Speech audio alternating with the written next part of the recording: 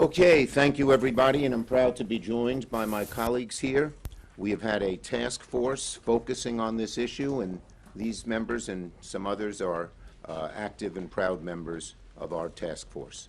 So, look, 27 days ago, every single senator sent Donald Trump a clear and simple message: release the Epstein files.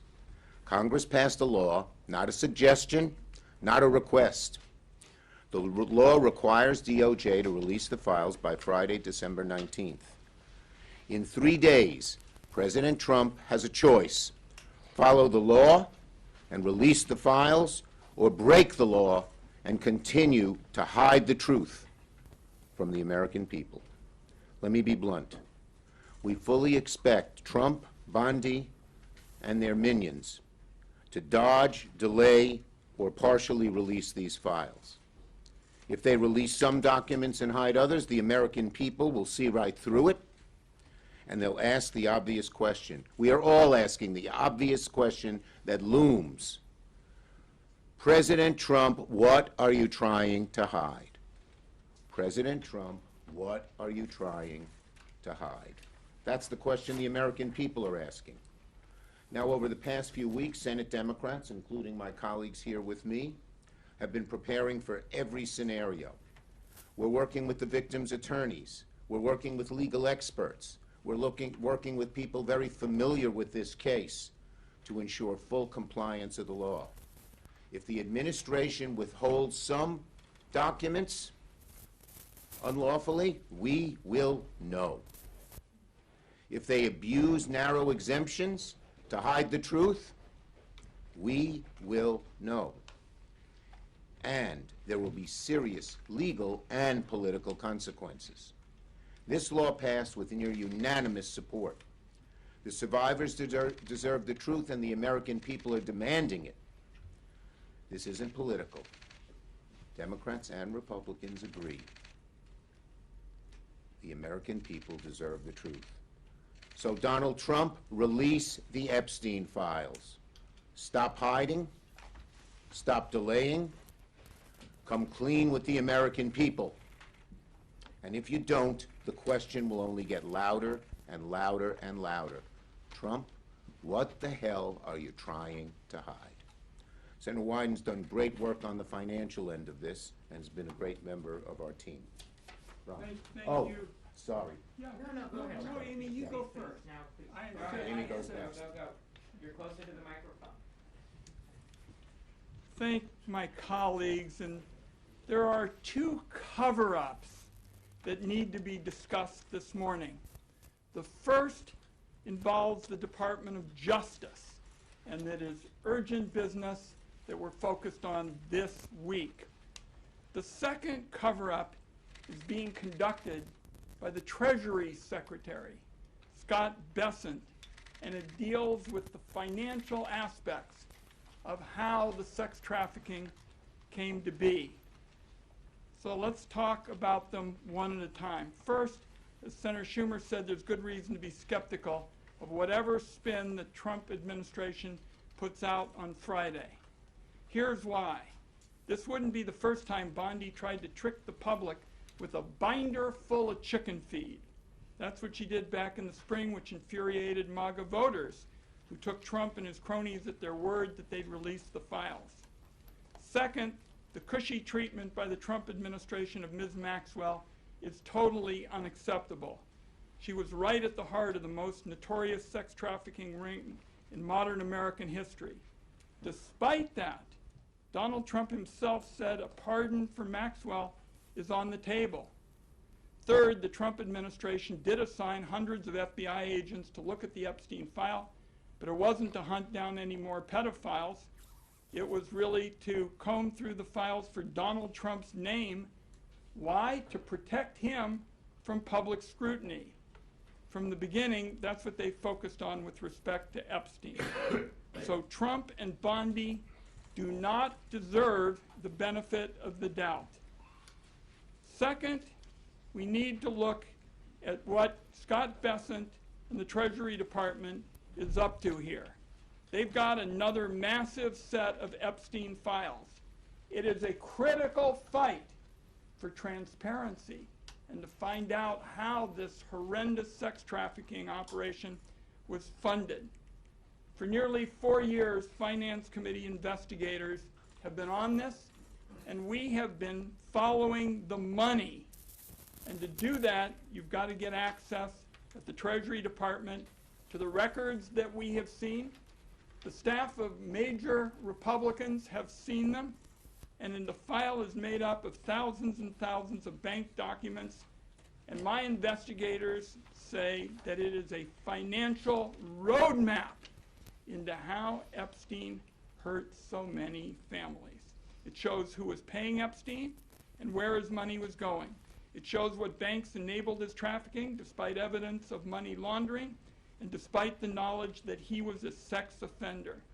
It shows payments that look like the result of blackmail. It shows big outflows of money to Eastern Europe, Turkey, and Russia, and it includes the names of women and girls. My investigators saw a large portion of these records in 2024 under the Biden administration, but the Trump administration is denying us the file today. It's important for the American people to find out how all of this was financed, and that means getting our hands on the file to investigate further. The Secretary of Treasury, Mr. Bessent, has refused now multiple times to hand it over to our investigators. Ridiculous excuses, again and again. So we have introduced legislation to compel him to turn this over to Senate investigators. And I will tell you that Epstein survivors are already filing suit, against banks because they think that this information is so critical to finding out how they were exploited. So it is time for the stonewalling to end. That's why I so appreciate what my colleagues have done to get this information out on Friday, and the administration is required by law to release the Epstein files at DOJ.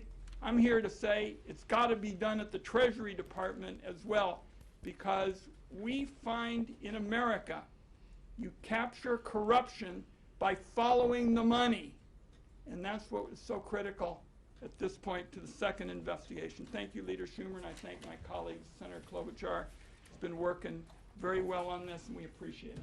Thank you very much. Thank you, Senator Wyden. Thanks for following the money, something that's our creed as my former job as prosecutors. Whenever you're solving a case from the smallest theft to big rings, and I appreciate that. So let's remember what this is all about. This is about exploitation and abuse. These victims deserve justice, they deserve transparency, and they deserve accountability. Example, Danielle Bensky, 17, recruited into Epstein's circle. Her mom had a brain tumor, and Epstein told her he could help her mom, but only if she abided by his demands, including recruiting other girls. He told her, I can use it to help you, or I can make it very difficult for your mother. That horrific crime, one of many, is why the House voted 427-1 to release the files and why the Senate unanimously passed the bill on Senator Schumer's motion. That bill set a specific deadline, December 19th, and it is a must. It's not a may, it's a must. And it says that no record shall be withheld, delayed, or redacted on the basis of embarrassment, reputational harm, or political sensitivity. With this deadline, they will show whether they are really going to stop covering up or they're going to protect these powerful abusers. If they redact these files heavily, it will be clear they are hiding something. Because maybe it's because Donald Trump is mentioned 1,500 times. Maybe it's because they want to shield wealthy donors who are implicated in these files. Regardless of the reason, if these files are heavily redacted without justification, Americans will know that they are once again, this administration, siding with the rich and the powerful. Remember, if the president was actually serious about truth and transparency, his administration would have released these files months ago. All the way back in March, the Attorney General said everything is going to come out to the public. The public has a right to know. It's been 9 months. 9 months. And if the administration withholds or heavily redacts these records, it will be clear whose side they are on. We know the money, follow the money. They haven't released those yet. And then when it comes to this, they literally have the power of the entire Congress telling them, get them out there now. That's what these next few days will tell us. And with that, I turn it over to my colleague who's been working on this for months and been right out front on it, Senator Merkley. We smell a rat. Why? The president campaigned on releasing the files. Pam Bondi assured everyone the files would be released. Kash Patel said the files will be given to the public. And yet here we are. Not a single bit of these files has been released. And then what happened? Well, we had over in the House bipartisan leadership with Ro Khanna and Thomas Massie and a discharge petition. And as the discharge petition started to reach the critical number required, the House went on 8 weeks of vacation in order to avoid releasing these files. That's never happened in American history. And then we find, as they were coming back, what happened? An announcement that some new investigations were being launched. That was on November 14th. And on the evening of the 18th, Senator Schumer went to the floor, asked for unanimous consent that the bill from the House be deemed passed when it arrived in the Senate, and unanimous consent was secured from all to send this message. And what happened the next day? Pam Bondi gets up and says, we have this new information to justify new investigations. The timing of that's awfully suspicious. So the leaders in the House and the Senate demanded a meeting. We wrote to Pam Bondi, Ro Khanna, Tom Massie, myself, Ben Ray Lujan, and we were joined, and I welcomed the bipartisanship of Senator Murkowski to say, we want to know what you're up to. Meet with us and explain these new investigations. What is this new evidence? What are you undertaking? And how are you setting forward a plan to make sure all the documents are released on the 30-day notice? We got a response. The response was, we acknowledge receipt of your letter. Now that's it. So one of the things to watch for is the argument that vast sections had to be redacted in some cases to defend the integrity of some newly invented investigations. One way or another, we anticipate that Trump is going to continue to hide the files that should be released. We must not let it happen. We must not let it happen because we are about accountability for the perpetrators and justice for the victims, and that will not happen unless there is transparency and the documents are released in whole. Thank you. Senator Blumenthal.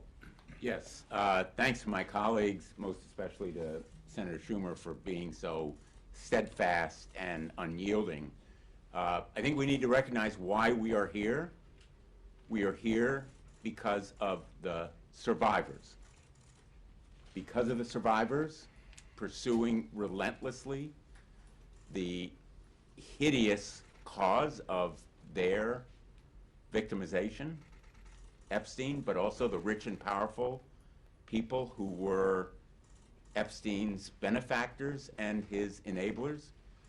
The survivors created that public pressure that led to the law forcing release of these documents. Donald Trump must listen to the survivors, and we will know what they are concealing because of the survivors.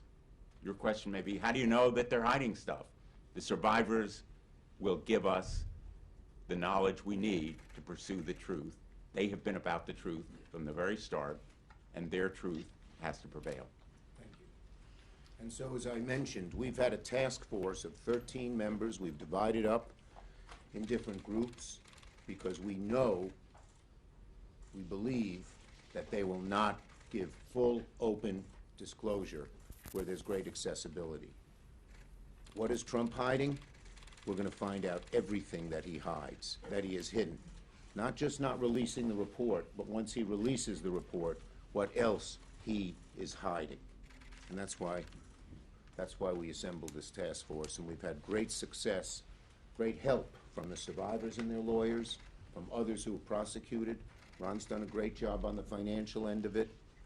We're going to find everything out. He can run, he can hide. Questions on this subject? Yes. What is your sense in terms of the time frame? Is it end of day on Friday, or is it like Well- when you need to have these documents? And if you don't, is there a legal recourse that you are already planning? Okay. The first question, we don't know when exactly they'll release it. They may try to do it at 11:59 p.m. They have to do it by the 19th. That's the law. If they don't release the documents, there's going to be such an outcry from one end of America to the other that I think they'll be forced to do it. Just as they've resisted all along, but we're at this point. The public pressure, you know, as Abe Lincoln said, public sentiment is everything. You've rarely seen so many different political wings of each party come together and say we need this. So we believe they'll be required to do it. Obviously, we would pursue every legal, legislative, and administrative way to get this done as well, but public pressure will be everything. Yes?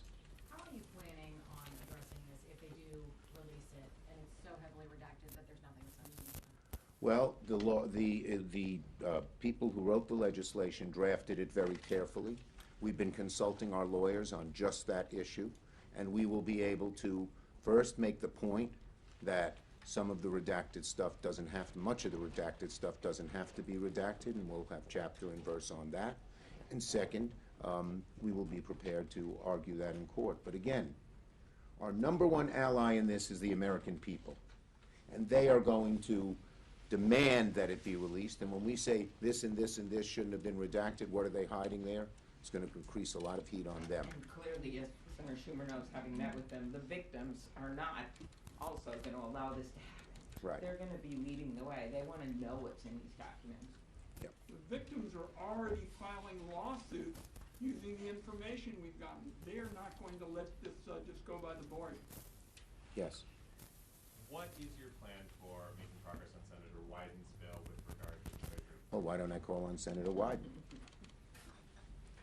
We're going to keep pushing to find out what is behind Scott Bessent's stonewalling.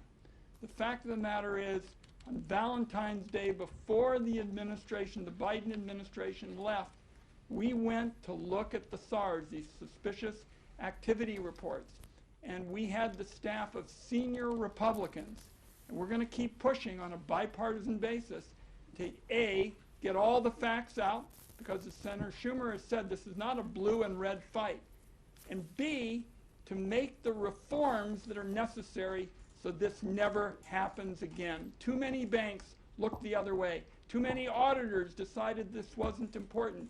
This was again and again a textbook case of disinterest in suffering and families and young girls, and we're not going to let it happen again. We're also not going to bifurcate this. It's part of one large investigation, one large disclosure.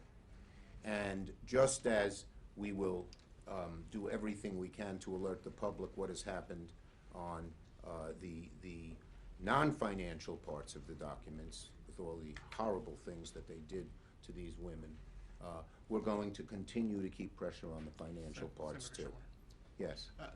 So let's say these files do get released. Is it just going to be a public release, and you all are just going to let the American people go through them and come to their own conclusions? Or will Senate Democrats, will there be a coordinated campaign? Will there be anything that we can expect next year when you all Well, the return? first step is to get them all released. That will be our first job. And then, once we have the releases, obviously, it's going to be clear as could be to the American people what has gone on here. But, you know, Democrats will be actively involved, letting people know how disgraceful this has been. The American people should see everything we see. Yeah, they'll see it. Yes. In terms of the timing, if you need to go to court after the release because it's, there are too many redactions or just everything's not there, is that something that can happen quickly, days, We're weeks? gonna, we have great lawyers who are ready to go, and we will leave it to them as to the best sense of And are timing. you working But with- certainly, we want to let public pressure build and build and build. And are you working with the Republicans on the court action? Because the law was bipartisan, would it? We expect that we will have lots of bipartisan support. Thank you, everybody. Oh, last one. What steps are you guys taking when it comes to learning more about why Elaine Maxwell was moved? I don't know if you saw, but Susie Wiles, the president's chief of staff, We said saw that. she had no idea, the president had no idea. I'm curious, I don't know whether those will be. She in the ballot or not. should not have been moved, and I think when the files are made public, the pressure on, to disclose how that happened, why that happened, and to undo it will be very, very real and strong. Is that a focus of one of these task forces? That is one of the focuses is on what happened and what they've tried, and what they have tried to do to cover up everything.